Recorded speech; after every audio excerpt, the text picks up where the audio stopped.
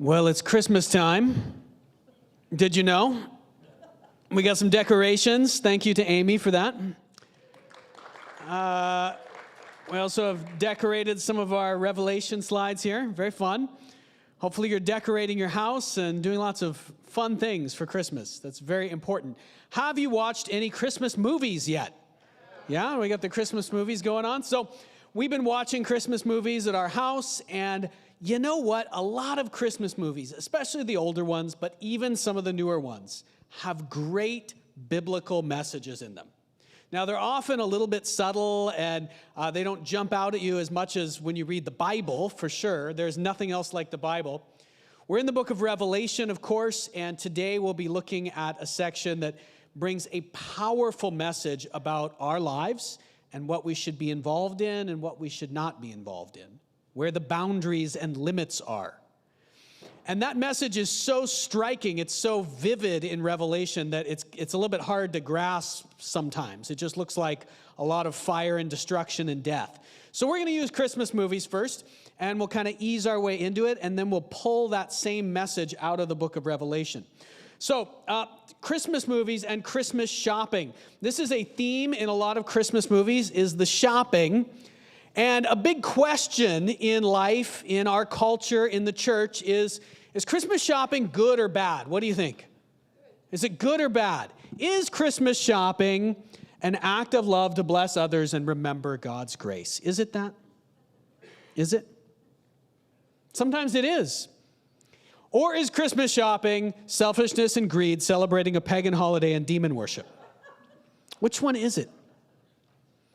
And the answer is yes, right? The answer is it can be either one. We won't go into all of why some Christians think this, but it can be either one. It depends on how it's done. And that's true with everything. There are no things in the world that in themselves are just bad. There are things in the world that we engage with, and it depends how we engage with them. So let's use Christmas movies here, and I'll show you 3 different kinds of Christmas shopping. First is good Christmas shopping, and my illustration here is going to be this guy. Who do we have here?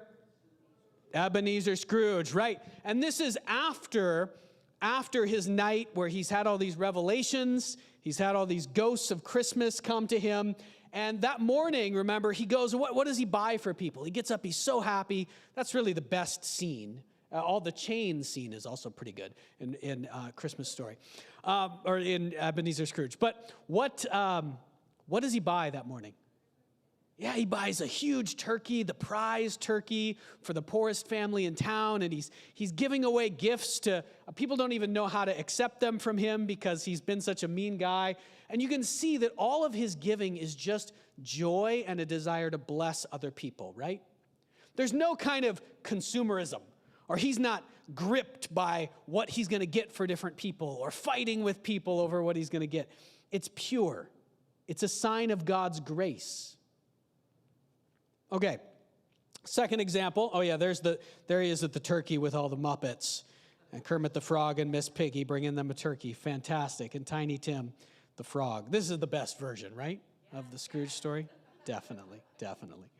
Okay, so next, number 2, Christmas shopping is temptation Christmas shopping. Okay? And what I mean by that is there can come a moment, right? Giving always usually starts out as a good thing with good intentions, buying the gifts, but there can come a moment where it kind of turns on you, or we're tempted to have it turn on us on the inside. This happened a lot when you were a kid, and it happens to us as grown-ups in different, more subtle ways. But my illustration is going to be Ralphie, okay? Now, are you guys familiar with Ralphie? If you look at this scene, do you know what this is? Yeah? I'm getting like a little bit. Okay, this is, what is this movie called? Christmas Story. Yeah, I'm blanking for a minute. There's too many things that are just called Christmas Song or Christmas Story or whatever. Okay, so here's Ralphie, and Ralphie, I identify with Ralphie very much. I was very much like Ralphie as a child. And what is he looking at? He's looking at a Christmas display at a department store through the window. But what in particular is he looking at this moment? You guys don't know? A Red Ryder BB gun with a compass and a stock. Okay? Now, doesn't matter what it is. For you, it could be anything. It's something that Ralphie wants more than anything else. And the whole movie is structured around Ralphie trying to get this thing. And it starts out good, like he's trying, just asking for it nicely, and, maybe he's not really praying, but dreaming about it, hoping that he would get it. But he turns to manipulation in the movie. He starts trying to manipulate everybody, and he starts trying to do anything he can to get the thing that he wants. The Red Ryder BB gun, and this is his vision of himself holding the Red Ryder BB gun. His vision is to save his family from the bad guys with this Red Ryder BB gun. I did stuff like this a lot as a kid. This is his vision, and he would do anything to get it. And what happens is, the Christmas shopping for Ralphie, it becomes a kind of monster. Remember, we said a monster in Revelation, or really just in culture. A monster is something that's grown beyond its boundaries, beyond its natural state. It's gotten too big, oversized, grotesque. So it becomes a monster. It's no longer about just getting something that he wants. He becomes obsessed with it. And there's that moment in Christmas shopping for all of us, really, where it can turn towards something else. And so the third phase of Christmas shopping, the worst phase, this is what I'll call Babylon Christmas shopping, okay? And we're calling it Babylon because that's what we're going to be looking at in Revelation 17 and 18 today. Babylon is a city that was very wicked at one point in history. And so this is a depiction. Okay, and here's what Babylon Christmas shopping looks like. There she is. Jamie Lee Curtis playing. Who is she playing right here? Do you guys know this movie? Nora Crank. This is Christmas with the Cranks. And what's happening right at this moment? She is on top of a shopping cart in the grocery store that this other woman is pushing because she is racing with this other woman to try and get. What's she trying to get? Nobody knows?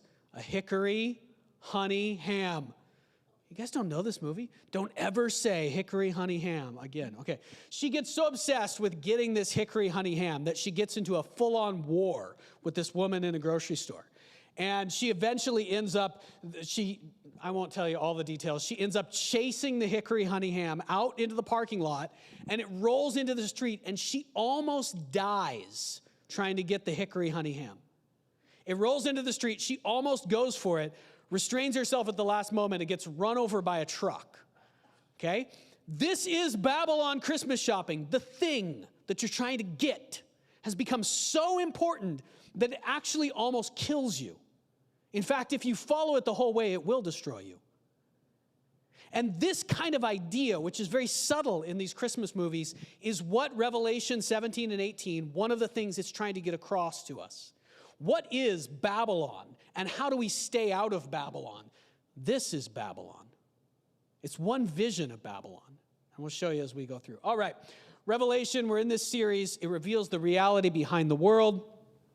Evil is real, but God reigns, and Jesus is Lord. So even as you see in these sections, lots of dramatic imagery of Satan and demons doing all kinds of stuff, you still see over and over again that the Lord is in control, even over Satan, who appears to be in control. Today's message, the fall of Babylon, and where we are at in our outline of Revelation, we're getting very close to the end. We're going to finish it up before the end of the year. And where we're at, we're here at the fall of Babylon. We just finished the 7 bowls last week, which is the final war, the final judgment on the earth and on Satan. And at the end of this, we're going to go through the very last bowl today because we didn't finish it fully last week. But what's happening here is that the war has been won by the Lord. A war not against human beings, but against evil spiritual forces, against Satan and against the demons. That war has now been won. And in 17 and 18, what we have is rejoicing over the fall of Babylon. And a big part of it is this angel is going to show John, he's going to show John who Babylon is, what Babylon really is. And John doesn't understand at first, and so we're going to try and understand what is Babylon. Carrying on from last week, we were at this place in Revelation where it started to talk about Armageddon, right? This idea that there's going to be a final battle. And this battle it's hard to understand in some ways. We'll talk about it for just a minute. There's a big question with it. So Revelation 16, right at the end of 16, which is where we were at last week, it says, "Then they gathered the kings together to the place that in Hebrew is called Armageddon." So for a number of chapters in the book of Revelation, we had seen more and more as the Lord releases evil forces, they are gathering this army to fight against God. And he's allowing them to gather to fight against him so that he can finish off evil once and for all. But what it shows us is in the end time, and the end of the world, in some way, there's going to be this massive battle. Now, is it going to be physical? I mean, that's the big question about it. What does Armageddon actually look like? Is it going to be a physical battle? Is it going to be a spiritual battle? Probably both. It's primarily a spiritual battle in Revelation. It's a battle between the Lord and the forces of evil. But there does seem to be this actual armies gathered. And these actual armies seem to be attacking the people of God in the end of the world, the end of time. And so it's a very scary thing. It's also strange because it's a particular place. Armageddon, it means, Megiddo is a place in Israel. And Armageddon means the hill of Megiddo. And this is an actual location. Some things in history happened at this location, like the death of King Josiah in the Old Testament, if you know that. There was a battle with Egypt, and King Josiah was actually killed in a battle at Armageddon.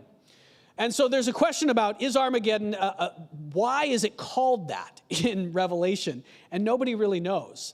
It's a place that the imagery is of a massive battle, but no real massive battle was ever fought there in history. There was the small one with King Josiah. There was one earlier with the Egyptians that was a little bit bigger. And there was a third battle at Armageddon, and this one I'll tell you about just because it's really interesting and will help you get into the book of Revelation a little bit more. So this is an image of the most recent Battle of Armageddon. This is an image of the actual location, the plain of Megiddo in Israel, the valley of Jezreel, in 1918.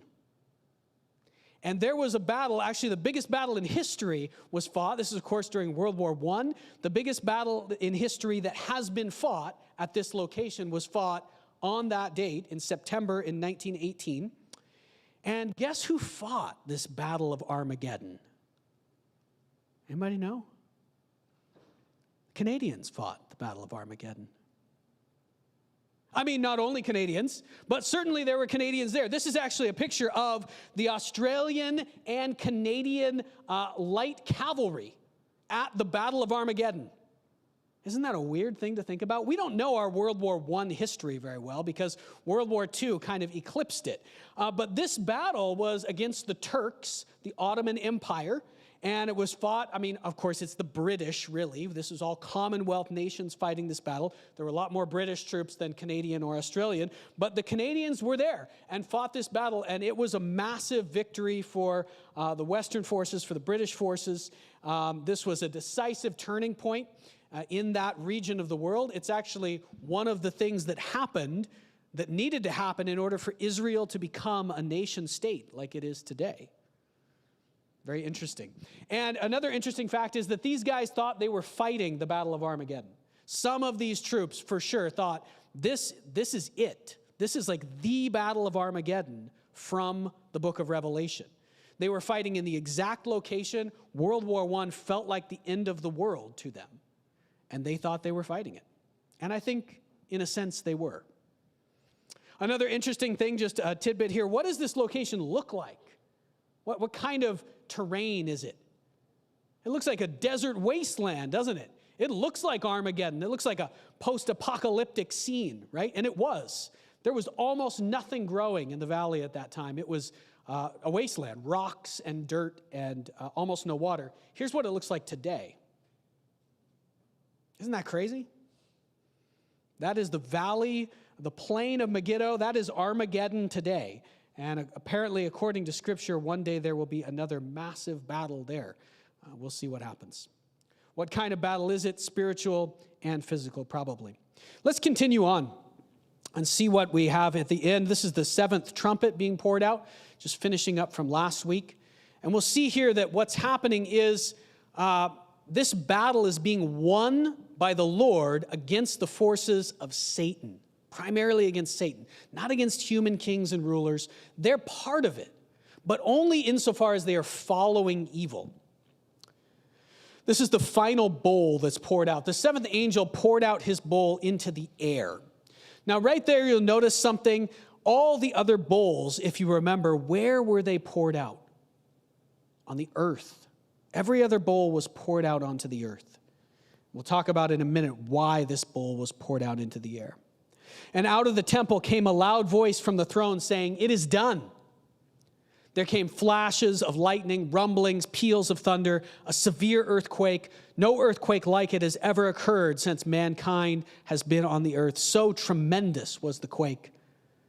And this is really the whole battle. So all of this has been building up. All the forces of the enemy have been gathered together. They're ready to fight this huge war, and really no war ever takes place. All that happens in the book of Revelation is the Lord has his angel pour out the final bowl into the air, and the kingdom of the enemy, the kingdom of Satan, collapses. The Lord doesn't ever really fight the battle. In chapter 19, we'll see the Lord himself shows up, and he throws the beast. That'll be next week. He throws the beast and the false prophet into a lake of burning fire. There's really no war there either. As soon as the Lord shows up, the battle is over. I should have put that in your notes today. As soon as the Lord shows up, the battle is over. The great city, and this is Babylon. We're going to be talking about what that means in a minute here. The great city split into three parts, and the cities of the nations collapsed. God remembered Babylon the Great and gave her the cup filled with the wine of the fury of his wrath.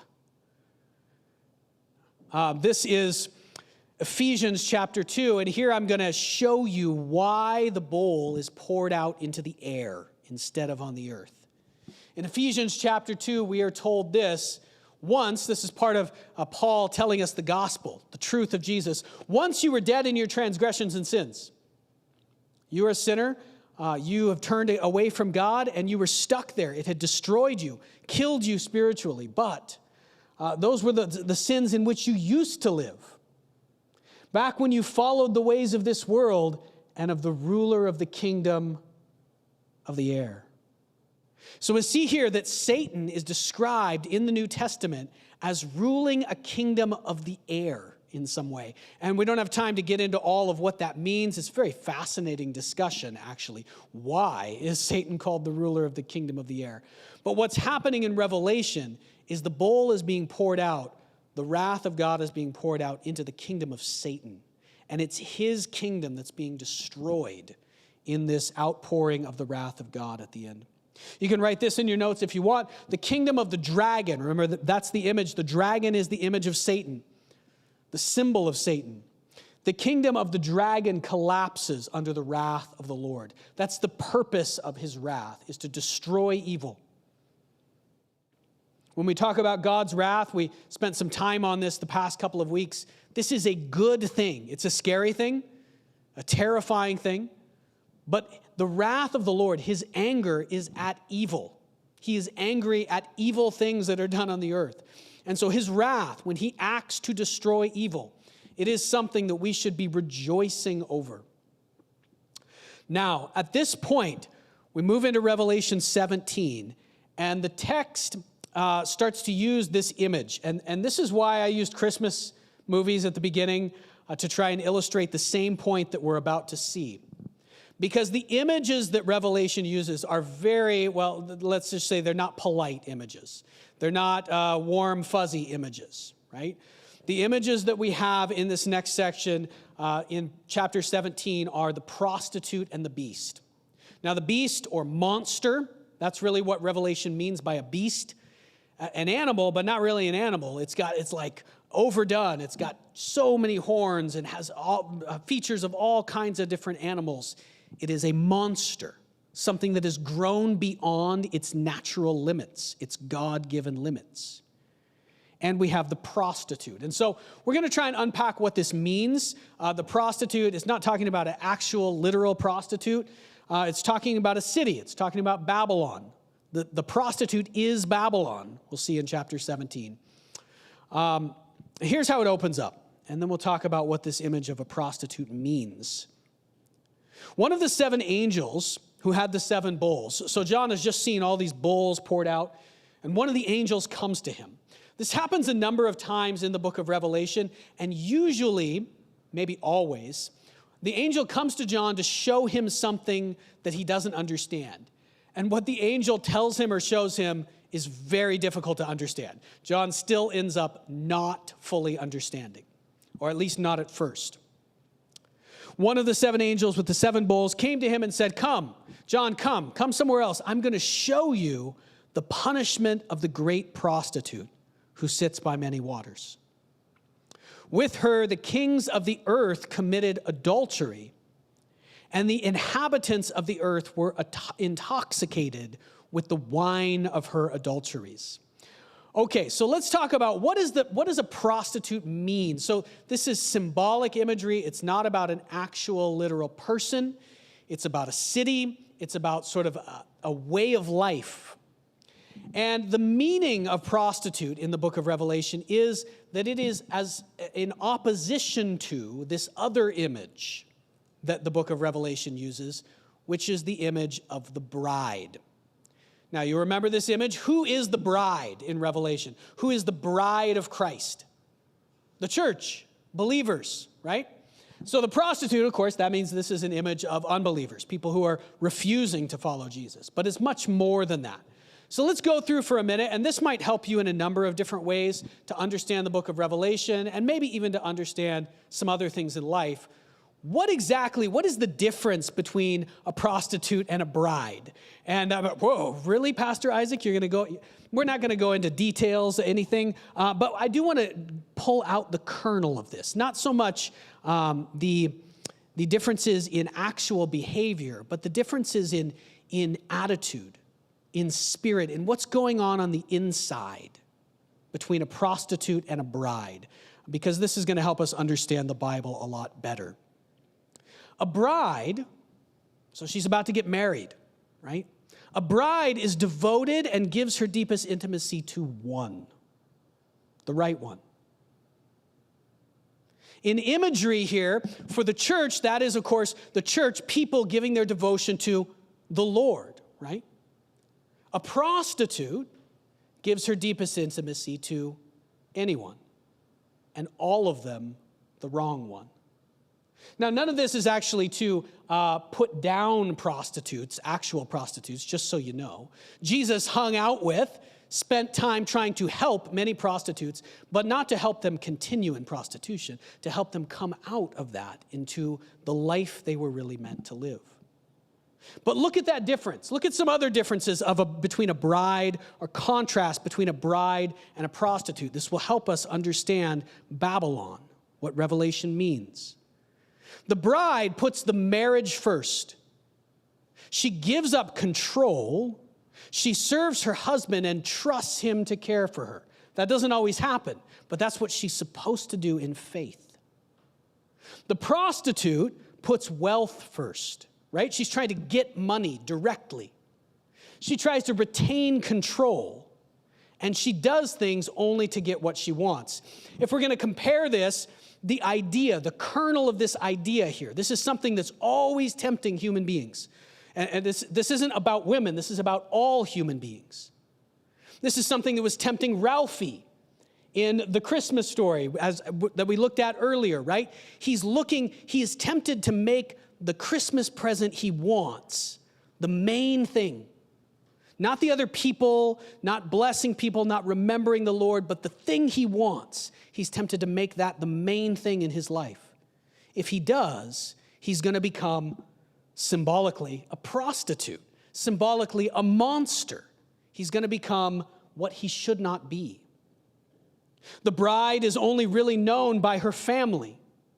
The deepest parts of who she is, the most important things are kept private in a certain sense. But a prostitute is known by everyone. She's famous and she's infamous. She's a public spectacle in some way. We're going to see this when we come back to Babylon in chapter 17. And finally, in the end, the bride, the end result of being a bride or a prostitute, the bride is cherished and cared for by her husband and family. At least that's what's supposed to happen. The prostitute is destroyed by those she serves in many different ways. Now, I realize those are kind of harsh things to say in our modern era, but it's so important for understanding what the angel is trying to get across to John in Revelation 17. We're not going to read through all of it, but I'll highlight a few different places here, and we're going to pull out of this what is the core of Babylon. What is Babylon? Right? This city that he's talking about, is it an actual physical city and you just shouldn't live there? What is it? The angel carries him away in the spirit into the wilderness. And there he sees a woman sitting on a scarlet beast. And the beast, remember, the beast is an empire. That's what we saw previously. The beast is kind of this spirit of a totalitarian empire that wants to take over, conquer everything, and keeps rising up throughout history. It's not necessarily just one particular empire. It's not necessarily just Rome or just Nazi Germany or just some empire that's going to rise in the end times. But it's this spirit of empire that inhabits all those times. The beast is covered with blasphemous names and had seven heads and 10 horns, just like the dragon. The woman was dressed in purple and scarlet and was glittering with gold, precious stones, and pearls. She had a golden cup in her hand filled with abominable things and the filth of her adulteries. So the imagery here and the language could not be stronger. I realize this is dramatic and even offensive, maybe intentionally offensive. She's totally wealthy, right? She's got everything that she's ever wanted, all those things that she ever wanted, the gold, the precious stones, the golden cup, and yet it's filled with filth.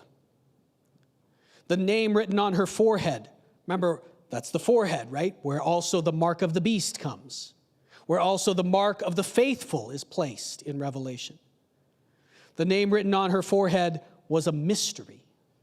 Babylon the Great, the mother of prostitutes and of the abominations of the earth. She's not just a prostitute. She is the mother of prostitutes, which means that if she's a city, and we're going to see she is a city, the people living in her are also prostitutes, all the people. Not literally. This means how they live their lives. They live their lives like Babylon Christmas shopping. They live their lives just trying to get what they want from each other, trying to manipulate and control other people to get what they want, instead of blessing other people genuinely and trusting God to care for them.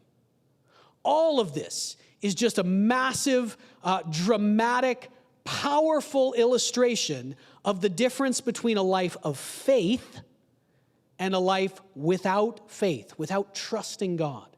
That's all it is. I saw the woman, and she was drunk with the blood of God's holy people, the blood of those who bore testimony to Jesus. Because of how this city is, okay, whatever city it is that's been gripped by this evil, because of how Babylon is, and they want what they want, the people of God they hate the people of the truth. They hate people who say they shouldn't just go after all the stuff that they want and do anything to other people to get it. They hate those people, and so eventually this city, whatever city it is, always starts to kill the people of God, the people who bear testimony to Jesus and to the truth. John obviously doesn't understand all of this. He's astonished. He's overwhelmed. The angel says, I'm going to explain it to you. Don't worry. I'll explain it to you. And then he explains it in a way that's very hard to understand. This is the funny thing about angels. They always think they're going to be able to explain it to us. And then we still stand there just staring at them like, what did you say? So here, I'll make it easy for you. Here's the easy explanation. So the woman the beast she rides, it has 7 heads and 10 horns. That's the beast which you saw, which once was and now is not and is yet to come. It's going to come up out of the abyss and go to its destruction. The inhabitants of the earth whose names have not been written in the book of life, they are the ones who are astonished when they see the beast, because it once was, now is not, and yet is to come. That's the angel's easy explanation to John of what he's seeing. And John still has no idea what he's seeing. But I think he did later, as he thought about it. What do we know about the Lord, about God? He is the one who was, and who is to come. The beast, the evil one, Satan, is the one who was and is not and is yet to come. He tries to become like God in some way, but twisted and negative. This is one of the many images that describe this facet of Satan, that he is like God in some ways and tries to get everyone to worship him, but somehow that's been twisted. Instead of the 7, he is the 6, the 666, the almost, but not quite. This calls for a mind with wisdom, the angel says. The 7 heads are the 7 hills on which the woman sits. Now, this is a reference to Rome. The city of Rome was very famously built on 7 hills. And so most people who read this in the time of John understood Babylon to be Rome. But Babylon is not just Rome. We are going to see that everything that happens to the woman actually happened in history to the city of Rome. Rome was destroyed in some really dramatic ways. And this was prophesied by Christians in the first century. But they're not just hills, they're also kings. And he goes into some detail about these kings that are coming, kings that have already come. We're not going to spend time on that today. The 10 horns are also 10 kings who are going to receive a kingdom, a power and authority at the end, along with the beast. Just in the time of John, there was somehow a world empire that was coming. It was there, but not fully there, and yet it would come back, and it would try to rule the world with an iron fist. It would try to destroy the people of God. And that same thing is true today. There is a world empire, in a sense, that's trying to destroy the people of God, turn us away from the Lord, or silence the truth. It in some ways is here now. In some ways it's not. But it is coming in the future in a stronger way. This is what Revelation is saying. They will wage war against the Lamb, but the Lamb will triumph over them because he is the Lord of lords and the King of kings. And with him will be his called, chosen, and faithful followers. This big battle is going to be won by the Lord, but believers are called to follow him, not to actually fight a war, I don't think, but to stand and witness to the truth. The angel continues to tell John the waters that the woman is sitting on are peoples and multitudes and nations. The beast and the 10 horns you saw will hate the prostitute. So this is the part. So imagine the image here. You've got this beast has come up out of the sea, right? The sea is, we're now told, are all these peoples. It's like the sea is the whole world.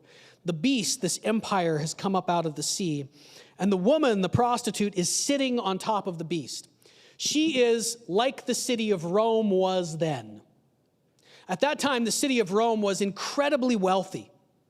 It had taken control of an empire that ruled a big part of the world, and a very wealthy part of the world. They thought of it as the whole world. It was their whole world, all that they knew. And Rome was at the top, sitting on top of this empire that was sitting on top of all the peoples of the world. And it was doing it in a really godless way. Rome was kind of anything to everyone and yet trying to rule everyone. Rome had tried to become wealthy by controlling all the different people of the world, by trying to get what it wanted. And it had become incredibly wealthy. The most famous city in the world, the wealthiest city in the world, the most powerful. And yet, what the angel is trying to show John is that is a system of evil. Anyone who's participating in that, who's got that same mentality, I'm just going to try to get what I want by manipulation and control, not really thinking about God, just living my life for what I want, anyone who's part of that system is going to collapse with it. Because we see here that the beast and the prostitute will not survive. In fact, the city of Rome, sitting on top of this great empire, when John wrote this, when the angel said this to John and he wrote it down, Rome was at the height of its power, the height of her power.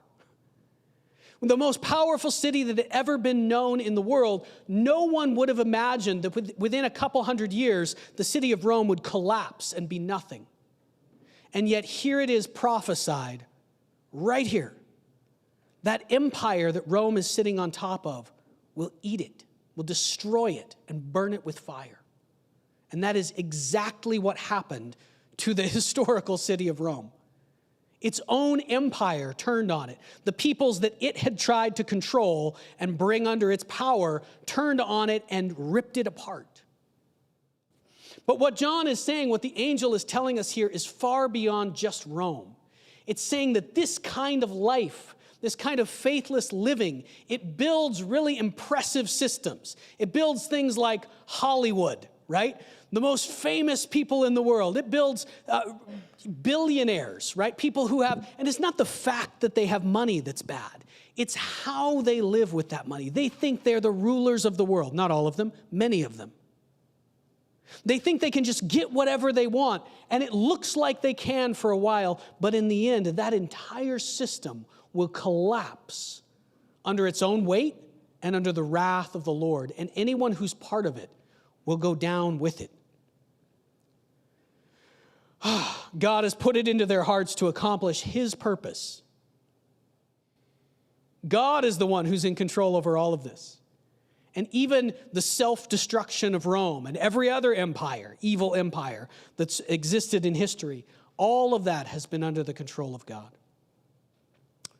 The woman you saw is the great city that rules over the kings of the earth. So if we were going to say, there's a lot of rejoicing about the fall of Babylon that comes in this next section, chapter 18. But if we were going to say what this whole section is about, chapter 17 and 18 together, what is it calling us to? I would say it is calling us to this.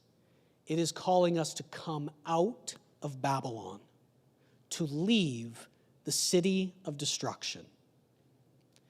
It's a powerful image. It doesn't necessarily mean you've got to run away from the actual city of Babylon, whatever actual evil city you're living in. It doesn't necessarily mean Surrey is so bad, you got to leave Surrey and go to Kelowna or something like that. No, that's not what it means, although it might mean that at certain points in history. There are times, and I think this is part of what the Great Tribulation that Revelation has referred to again and again. There are times throughout history, and there will be a time at the end when you do need to physically flee from the city of destruction. But for most of history, what this is about is not living like Babylon, even if you live in Babylon. The early Christians actually used this term Babylon as code for the city of Rome. In some of John's letters, you will see him say things like, when he sends a letter to other churches, he will say, "She who is in Babylon sends you greetings. The woman who is in Babylon sends you greetings." What does he mean? He means the church in the city of Rome sends you greetings. This was like an early Christian code for the city of Rome.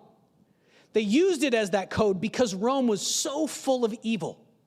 It was so full of people trying to manipulate and control each other instead of trying to serve God and bless each other. It was so full of that they thought of it as Babylon. What it's saying to us is that as we live in Surrey, wherever we live, the culture around us is like this to a large degree, and we must resist it.